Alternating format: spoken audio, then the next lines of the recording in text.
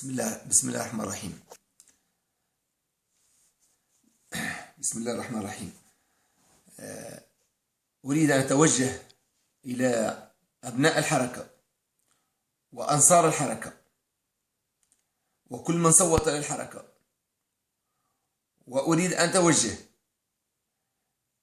للذين لم يصوتوا لأحد أن ينتبهوا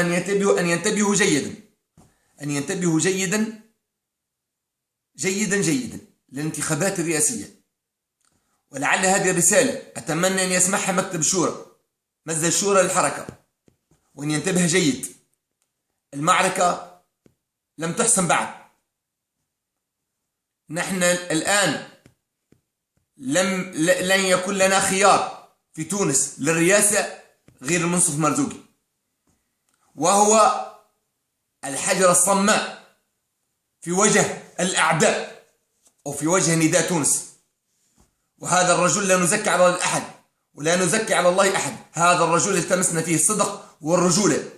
وأتمنى من كل أبناء حركة النهضة ومن أنصارها وكل من صوت لحركة النهضة وكل أبناء الشمال والجنوب أن يصوتوا وأن ينتخبوا المنصف المرزوقي للرئاسة، لأنه كما قلت وهو الحجرة الصماء أمام الأعداء، أمام أعداء الحرية وأعداء الديمقراطية وأعداء الإسلام وأعداء الأمة.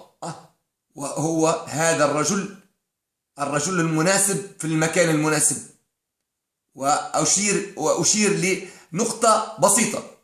لما سألته الجزيرة قالت له: هل ممكن تتحالف مع نداء تونس؟ فانتفض الرجل ردة فعل غير عادية، فانتفض الرجل وقال: أعوذ بالله أعوذ بالله أعوذ بالله، كأن ذكرت له الشيطان الأكبر. سبحان الله، هذا الرجل التمس فيه الصدق. فانتبهوا يا أنصار النهضة، وانتبهوا يا أبناء النهضة، وانتبهوا يا قيادات النهضة ويا قواعد النهضة ويا الذين قطعتوا الانتخابات التشريعية.